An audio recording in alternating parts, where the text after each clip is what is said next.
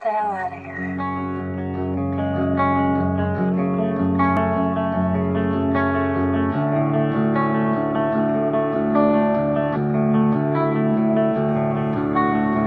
Crawl out of the hole you're in.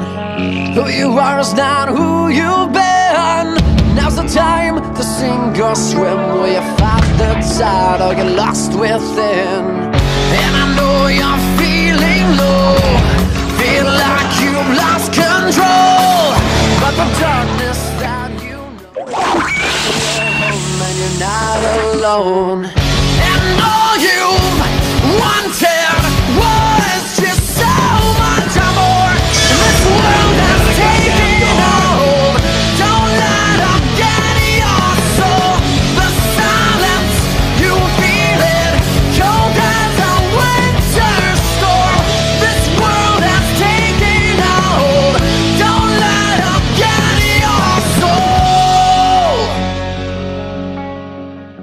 The first time I watched an alien movie would never escape my mind. I was captivated by the dark and majestic atmosphere. The moment they landed on that humid rock where the sun never shined, I wanted to know more about the mesmerizing structures and the beings who might exist within this magnificent hellscape. And the movie did not disappoint. The grotesque facehugger and its unsettling greeting disturbed me, but fueled me with curiosity and made me want to know more about the anomalous horrors. And when the facehugger fell over and died, I felt like this wasn't the end. I knew something else is coming, but I was not prepared for what was to come. Since I'm done monologuing, I suppose it is time to get into the movies. So Alien by Ridley Scott is pretty good. Okay, calling it pretty good is an understatement.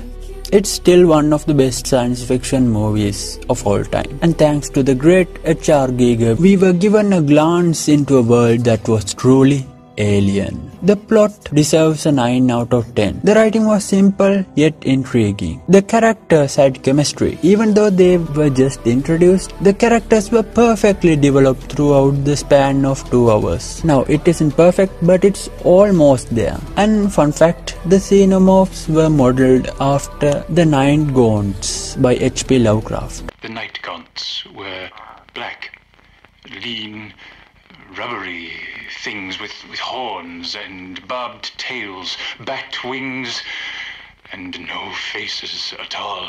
You know, I was just wondering how I'm going to shove H.P. Lovecraft into this, and this is the perfect place. Moving on, then we have Aliens, the second movie in the franchise. Although this movie is entertaining, it's goofy and over the top. The characters are still written well, even though some of them are stereotypes. And the plasma rifles and laser guns are rather goofy. And there are some strange creative decisions, but I did like a lot of the things in this movie. But what I didn't like was how the organization not only allowed Ripley to live with potentially harmful information, they sent her back with a crew to bring back a stranded family. I don't know what the organization was thinking, but I suppose I can let that fly. But that is not where the madness ends. This little girl managed to survive the army of xenomorphs that were known to crawl through almost anything by crawling into an enclosed space. I mean, with some extreme mental gymnastics, this can also be forgiven. Maybe she was so lucky that everything went her way,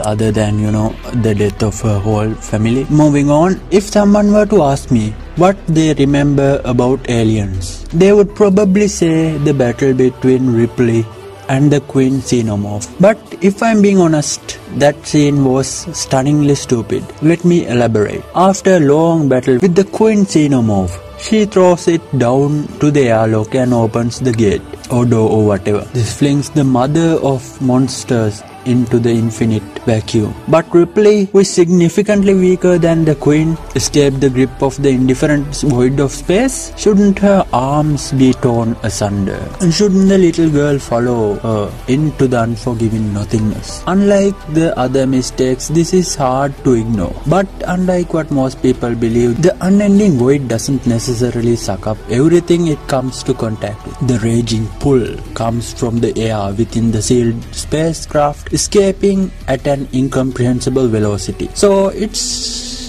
kind of up in the air, no pun intended. It is possible to escape from the terrifying death grip of the beyond as long as you are lucky, I suppose. The second Alien movie, Aliens, is not a bad movie by any stretch of the imagination. But you have to suspend your disbelief for it to make sense to such a degree that you might as well get drunk. Now prepare for another controversial take, cause I love Alien 3. Granted, it had trash CGI. The plot was all over the place.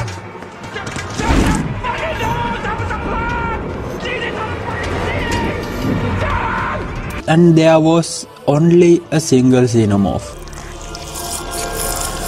But the pure gloomy atmosphere and the unshakable sense of isolation gave me goosebumps. I mean, Ripley surviving for so long with a chest burster inside of her and the face hugger impregnating her without harming her cryostasis pod is somewhat ridiculous. And not to mention Ripley surviving crash landing on a prison planet. I do admit it has an innumerable amount of errors, but I still can't help but love this movie because of how hard it tried. Now you might ask, why do you ignore all the problems with the movie even though you criticized Aliens for the same kind of mistakes? To answer that question in the simplest terms, I will have to say, unlike Aliens, Alien 3 tried to be a horror movie instead of an action movie. But I don't hate Aliens, I just appreciate the third movie a little bit more. Thus, we conclude the Alien movies I loved. And now we enter the movies that made me cringe. An Alien vs Predator. Alien Resurrection. This movie is an awful CGI nightmare. It's almost as bad as the Scooby-Doo movie. There are a bunch of quirky characters and it feels like Aliens, but this time the xenomorph looks like garbage. The plot is all over the place as usual, but there was a scene that emotionally affected me.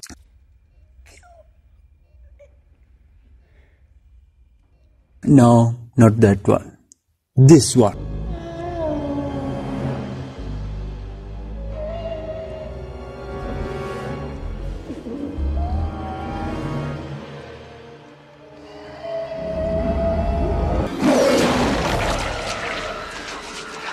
I don't know. It reminded me of how my mother and how I grew up to disappoint her. Moving on. Now, let's get something straight. These four movies are entertaining at the very least, but Prometheus and Covenant are disturbingly offensive. So I'm going to do a video on them separately.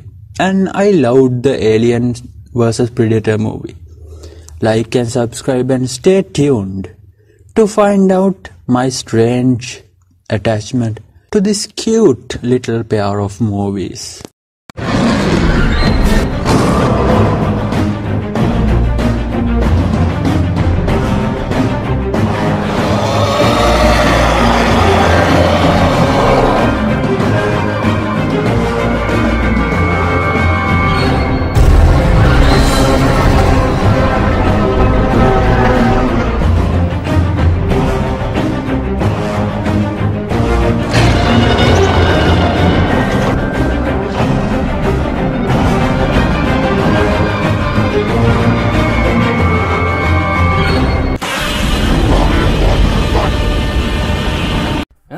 Alien. It's the quintessential sci-fi horror movie about a group of people trapped in the endless depths of space, being picked off one after another by a monstrous creature lurking in the shadows of their vast ship. A monster they can't escape, fight, or reason with. It was a masterclass in atmospheric horror and brooding tension, not to mention some incredible creature effects that are still unsettling even today.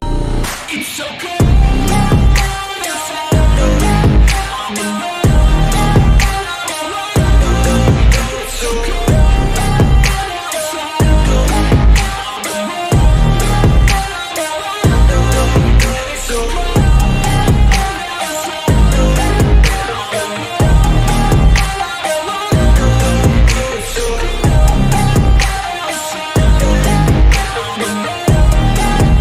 Yeah. let's go. I don't wanna break down, always feel like I could break now, but I never let it take me to that place now. I won't ever let my